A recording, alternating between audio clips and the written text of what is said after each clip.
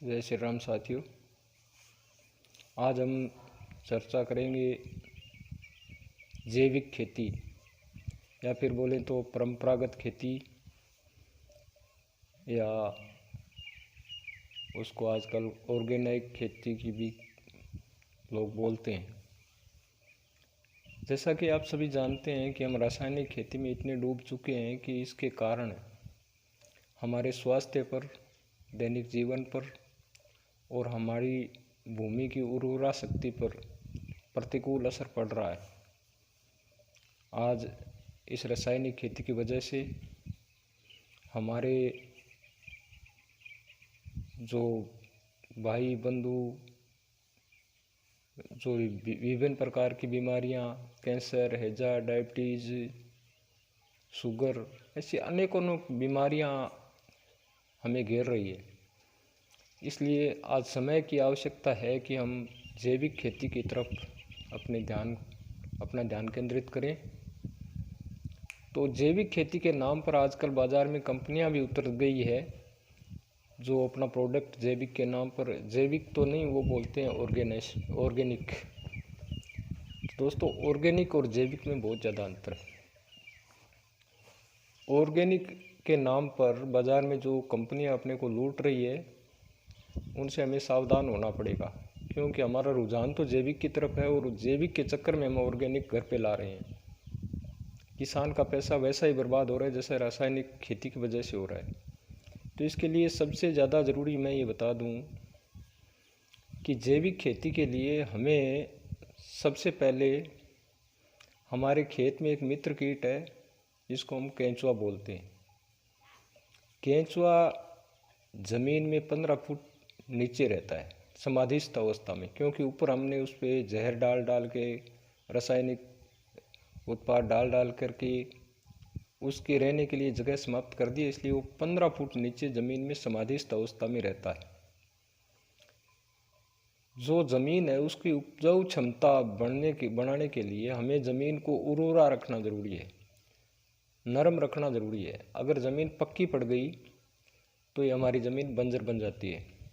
तो जो केंचुआ है वो दिन में 3 बार ऊपर नीचे आता है और वो अपनी ज़मीन को इतनी नरम कर देता है कि बरसात के पानी में जो चिकनी मिट्टी होती है ना, जिसमें हम पैर रखते हैं अपने पैर अंदर धंस जाते हैं, मगर जहाँ ये केंचुआ हमने अगर अपने खेत में ले आए तो वो ज़मीन को इतनी फोसली और नरम बना देता है कि आप भागते हुए निकल सकते हो उस ज़मीन में से। तो उस केंचुए को ऊपर कैसे लाएं, उसके लिए आज हम चर्चा करेंगे। जीवामृत एक विधि है, उसके माध्यम से हम केंचुए को अपनी ज़मीन के ऊपर तक ला सकते हैं। जो केंचुआ होता है उसका मुख्य भोजन होता है गाय का गोबर।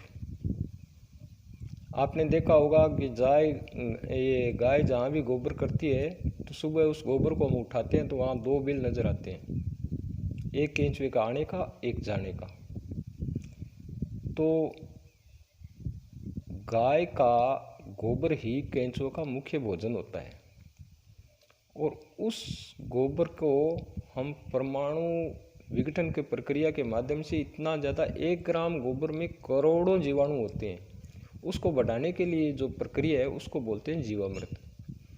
तो जीवामृत बनाने के लिए हमें क्या करना होगा, इसकी विधि मैं आपको संक्षेप में बताने का प्रयास करूंगा। तो दोस्तों, जो एक तो 200 लीटर का कोई बर्तन ले लो, अगर अच्छा हो, सीमेंटेड हो, जो ये अपने बिल्ली होते हैं ना, ये ले लो, 2-3 मिला करके 200 लीटर का घोल बना लो। और ये पानी आ जाए ऐसा एक स्थान बना लो और उसको आप छांव में रखो। उस 200 लीटर घोल में, पानी में, आप गाय का गोबर 10 किलो, गाय कौन सी, देसी गाय, अमेरिकन का नहीं डालना है, देसी गाय का गोबर ताज़ा, और उसमें 10 किलो ही गोमूत्र हो उसके जितना पुराना हो, और उसमें 1.5 किलो आपको बेसन है। बेसन में हम कोई भी चीज़ ले सकते हैं, चना है, मोठ है, मूंग है, चवड़ा है, ये बेसन में आते हैं हर चीज़। एक चीज़ का ध्यान रखें, हमें बाज़ार से कुछ नहीं खरीदना है, घर पे जो चीज़ मिले उससे अपने को काम चलाना है। 1.5 किलो बेसन डाल दिया, अब 1.5 किलो उसमें आप रसकट गुड़ डाल दो। उसके बाद में 1 मुट्ठी जीव मिट्टी जिसको बोलते हैं, या तो उसको क्या बोलते हैं, बड़, पीपल या कैर की, या अपने खेत की जो मेड़ होती है जिसको सींग बोलते हैं, वहाँ की मिट्टी उठा के, उसमें जीवाणु होते हैं बहुत से ज़्यादा, वो 1 मुट्ठी जीव मिट्टी वो ला करके ये 200 लीटर पानी के घोल में डाल दो, और इसको दिन में 3 या 4 बार लकड़ी लेकर के और उसको घुमा दो। इस प्रक्रिया को आप 50 से 60 घंटा तक करने के बाद उस घोल को छान लें, और जो गोबर जो अवशेष निकलता है उसको खेत में वैसे ही डाल दें। और जो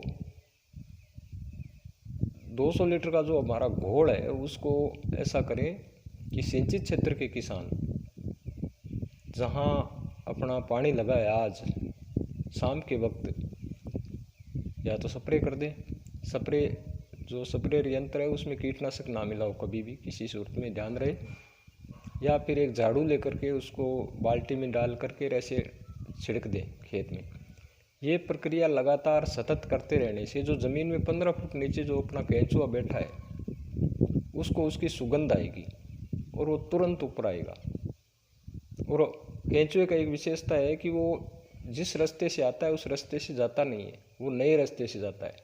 तो इस प्रकार इस प्रक्रिया को लगातार हम अगर अपनाए रखते हैं 2 साल 3 साल तक, तो उस स्थिति में केंचुआ 15 फुट नीचे जाने के बजाय हमारे खेत में 4 या 5 इंच नीचे रुकने लग जाएगा, और हमारी मिट्टी को इतनी भुरभुरी इतनी उपजाऊ बना देगा, किसी प्रकार का हमें नुकसान नहीं होगा। अब रही बात, हम जैविक उत्पाद करने के चक्कर में कई किसान क्या करते हैं कि बाज़ार से जो बीज मिलता है वो खरीद करके ला के अपने खेत में डाल देते हैं। तो चूँकि वो बीज बिना रासायनिक के होता नहीं है, इसलिए बीज के लिए हमें देसी बीज का ही उपयोग करना चाहिए। देसी बीज कहाँ मिलता है, कैसे मिलता है, उसकी व्यवस्था हमें करनी पड़ेगी। और दोस्तों एक चीज़ का ध्यान रहे कि जैविक के चक्कर में अपनी पूरी फसल को बर्बाद नहीं करना है, क्योंकि जैविक ज़मीन अपनी जो है वो इतनी नशीली हो चुकी है कि हम इसको तुरंत जैविक में डालने का प्रयास करेंगे तो हम बिना अनाज के रह जाएंगे। इसलिए थोड़ी थोड़ी ज़मीन, 1 बीघा 2 बीघा, जिसमें कम जहर का उपयोग हुआ हो, उस ज़मीन को धीरे धीरे जैविक के रूप में कन्वर्ट करते चलें। और जब वो चीज़ जैविक में आ जाएगी तो अपना उत्पादन जो रासायनिक खेती से हम उत्पादन लेते हैं उससे 1.5 गुना उत्पादन अपना वो होने लग जाएगा। दूसरी बात, ये बाज़ार में 1500-2000 रुपये क्विंटल गेहूँ बिकता है अपना, अगर ये गेहूँ जैविक हो तो 7 या 8 हज़ार रुपये प्रति कुंटल हमारा बिकेगा। ये बाजरी 3 या 4 हज़ार रुपये प्रति कुंटल हमारी बिकेगी, मगर होना वो जैविक चाहिए। और जैविक के लिए हम अगर पूरी तरह से जैविक में उतर जाते हैं तो हमें गवर्नमेंट से इसका रजिस्ट्रेशन कराना होगा, और जो हमें अपनी फसल का 2 गुना 3 गुना कीमत देगा वो सर्टिफाइड ज़रूर मांगता है। तो ये उसको विश्वास होना चाहिए कि हाँ, मैं जो उत्पाद ले रहा हूँ जहर मुक्त ले रहा हूँ, जैविक ले रहा हूँ। इसी प्रकार की अनेकों प्रकार की जानकारियाँ आगे प्राप्त करने के लिए कृपया मेरा चैनल ज़रूर सब्सक्राइब करें। और मैं आगे भी जो बिना पैसे के कैसे हम कीटनाशक तैयार करें, किस प्रकार से हम खेती करें, किस प्रकार से अलग अलग जो नवीनतम जानकारी है मैं आपको उपलब्ध कराने का प्रयास करूंगा। इसी के साथ जय श्री राम, राम राम।